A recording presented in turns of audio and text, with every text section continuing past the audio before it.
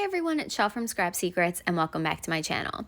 Today's video is part of my guest designer posts for Sparkle Blends. I will leave a link down to the Etsy shop in the description box as well as my discount code. We're going to be making this shaker card with some products from Honeybee Stamps, and this is the Birch A2 cover plate. It's the top one, as well as the Kindred Stamps I'm Wishing stamp set, and we're going to be using the Old Lady and the Princess. For Sparkle Blends, I mixed two different blends from the newest release, the September release, and that is Poisoned Apple and Blood Magic. So if you guys haven't checked out the release, make sure you go a couple of videos back. I will try to leave the link in the description box as well to check out everything that they have. They have some Halloween. They could be used for Halloween, they could be used for other things, but then they have some non-holiday related ones in there, and love it. I love all of the release. It's so cute. So I mixed these two together. So we started on the background, and I'm using Canson XL watercolor paper. If you've never ink blended on watercolor paper, I highly recommend that you check it out. The color blends really easily when your colors are inked up. This one, I clearly really need to re-ink my ink pad. I just don't have a re-inker for this one. So I used Tumbled Glass, Chipped Sapphire, and I can't remember what the third one was. I think I do put it on the screen. Again, I will leave all of the products listed below in the description box so you can check that out. So I've been watching Kelly Taylor's videos, and she's been doing this illumination technique, or like a glowing technique, and I just thought it was really cool. Once I put the background on, I really couldn't see it as much once I put the acetate on and the shaker pieces and the characters, but I love the way the background turned out. So what I'm going to do is I'm going to keep bringing the darker colors in and just have that little illuminated area in the middle. So I used Prize Ribbon. That was the other one. So I used Chipped Sapphire, Prize Ribbon, as well as Tumbled Glass in the center. And then to make it really all stand out, I'm going to go around the edges with some black soot, and that really defines it and makes a difference between the colors. It just gives it a little bit more, I guess, drama. So again, I'm going back in with all the colors and blending them together because that chipped sapphire is really, I don't know why it was so dry. I didn't think it was, but I guess the Prize Ribbon is the exact opposite of it. So I think maybe that's why it just looks, it probably needs to be re-inked. I guess that's what I should say. So I need to buy myself a re-inker. So I'm going back in again with that Tumbled Glass and just making that spotlight. Initially, I thought that I was going to put a moon in the back and then have that glow be the moonlight of the glow. But I think if I hadn't done a shaker card for this one, I probably would have. So now I'm just placing the characters on the front, trying to figure out where exactly I want them to be, making sure the background looks good and everything, all the highlights and things are in the right places. And now I'm going to come in with that black soot. And once that goes on, you really see, I think that really makes the whole background come together. So I'll go around all of the edges for that. And then I'll leave it to the side to dry. It's not that I'm worried about getting ink, getting ink anywhere on anything, because it doesn't really come off on your hands too much, but because we saturated this with ink, I do tend to just let it sit to the side and dry because there's layers and layers of ink on this.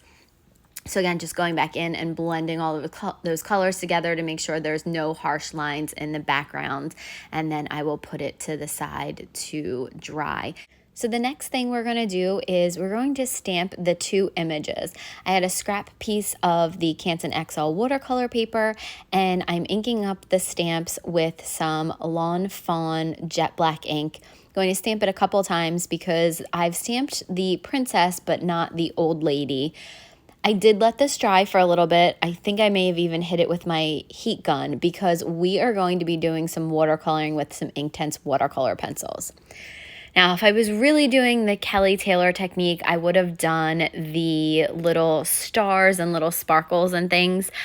I think I did this even before she had posted that video or before I had watched it, but I think this would be a really cool technique to try out on the princess just to make her dress sparkle a little bit. But I do something that will add some sparkle in the end. I'm going to leave most of the coloring in for the princess. I don't do anything fancy with this. I didn't do as many techniques as I did in the pumpkin video if you saw that before this.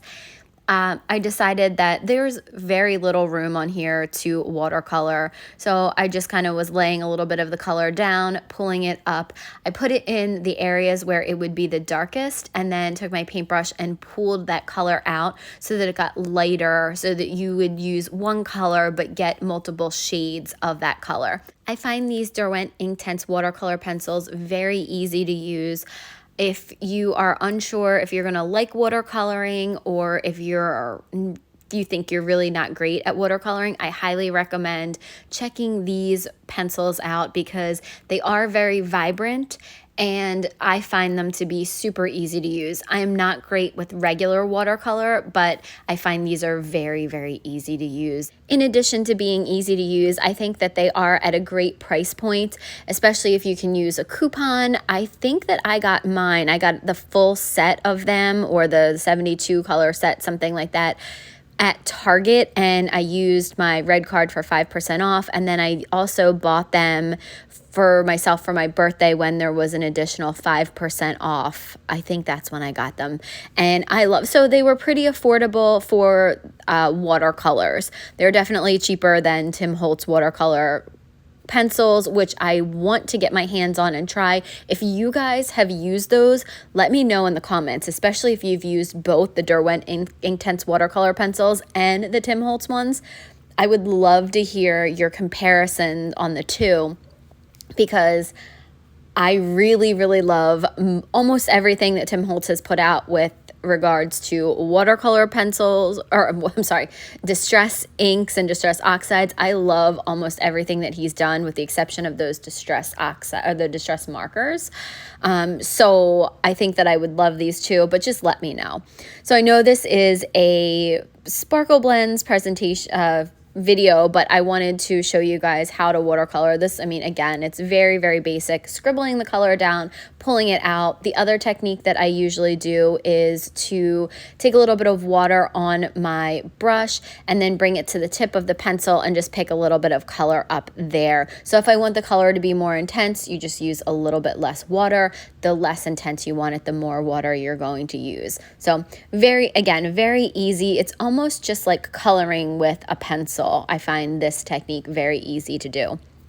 So the last thing that I'm going to do is find a shade for her skin and color that in. I did color in the old woman off camera, and I even fussy cut these. I did not break out my brother scan and cut, which is normally what I would do. So I decided not to do that, and I did fussy cut these. So I am getting a little bit better at fussy cutting.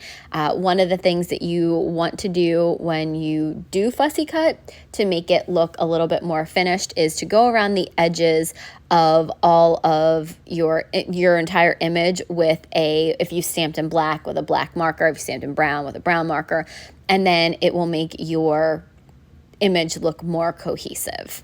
So now that the coloring was done and I fussy cut them out off screen, I'm going to add a couple of little final touches to the images with some white gel pen. I'm going to add some highlights, some dots to the eyes and to the cheeks just to give it a little bit of character. And now we're going to be using one of the poison apples from the Poison Apple Sparkle Blend set, and we're going to use it to replace the little apple that the old woman was holding. And you saw me pick up the apple, and I have it right here in my hand, with a sparkle stick. So Sparkle Blends also sells other products. They sell acetate, which you'll see me use in a minute. They sell the sparkle sticks, which are fantastic. They sell some of the little containers that you can use to put your sparkle blends in, especially if you're doing mixes. So there are a lot of great things. So make sure you check out the store for things other than sparkle blends too. Check them out for the sparkle blends, but also there are accessories that go along with it. So it's a one-stop shop place. So So back to the images, I'm going over the bow as well as the skirt with the Lawn Fawn, I think it's like a sparkle gel, and adding a little bit of sparkle to her dress and her bow. And now you're going to see me use the acetate. I'm taking the Honeybee Be Creative glue, and I'm going to glue all over the back of the A2 cover plate, and this is actually the base. It's not the top. I thought I used the one that had less trees in it. So there are two pieces to this set. They do sell them individually, but I did get both of them. The top piece has only, I think, maybe 4 trees on it, so you can do layering and create more depth in the scene. And I was initially going to do that, but then my brain just couldn't figure out how to do it. So I just stuck with doing the one layer with this.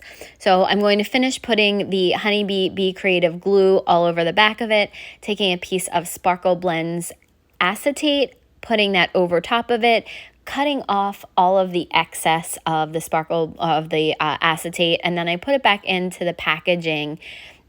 I'm not sure how many pieces are in there. I think there might be 8 or 10. And then, so you do get a bunch of cards out of it, which is fantastic. And then I'm going to put it over the background just to see how it looks. And now we're going to get to my favorite part. So this is this one is Poison Apple.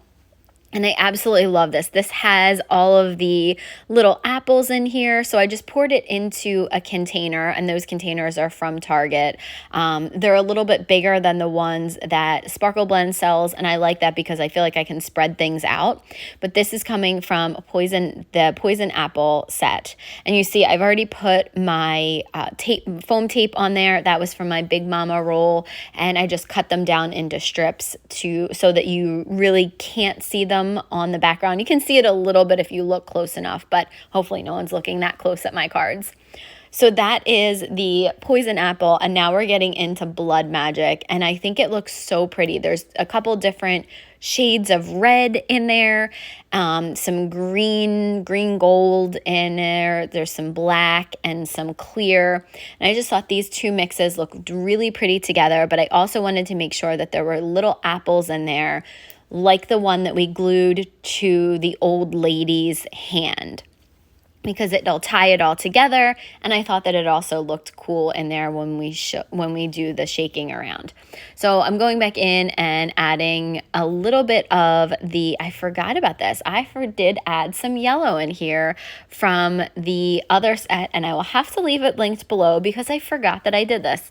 I did this card a little while ago, and now I'm doing the voiceover, and I totally forgot that I used the other Sparkle Blend. So I added a little bit of yellow in because she does have the yellow in her skirt, and this is is it something about suds? It's the beer mix. So again, I apologize, I forget what the mix is called, but I will leave that in the description box below. So I'm just adding a little bit more of some of the blends in there. I love making my own mixes. Some people design around the blend, which is totally fine. I usually don't. I design my card and then I pick the blends to go with it. So I knew that I wanted the Poison Apple one in here and the Blood Magic. But then once I started putting the card together, I felt it needed a little bit more. So I added that third blend. And that's also from the September release. So once I've closed that up, I put the background on that, closed it all up, made sure none of the shaker pieces are falling out. And now I'm going to take some more of that foam tape and put it on the back because I want my characters to pop up a little bit. This card has a ton of dimension. If I mailed it, it would go into a bubble mailer. I'm probably not going to mail this card. I probably would actually give it to somebody, but I just wanted the characters to just stand out from that forest. So I'm going to be putting some little pieces of the foam tape on the back of this and popping those characters up. And then we are going to put this on a red card base because I thought we needed a little bit of red in the background. I was going to use maybe a black card base, but then I thought, well, with the black trees and the dark background, I thought maybe using a red would be good. So I cut down a piece of cardstock to 4¼ by 5½ inches for the card, and then I'm using that same honeybee glue to glue the front of it on, making sure that I've glued it the right side up, because I've done that in the past where I've glued the card upside down.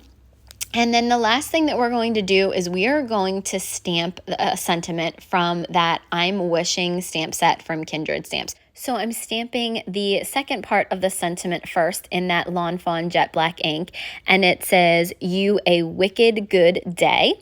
And then the first part of the sentiment is going to say, "I'm wishing." So it's going to say, "I'm wishing you a wicked good time."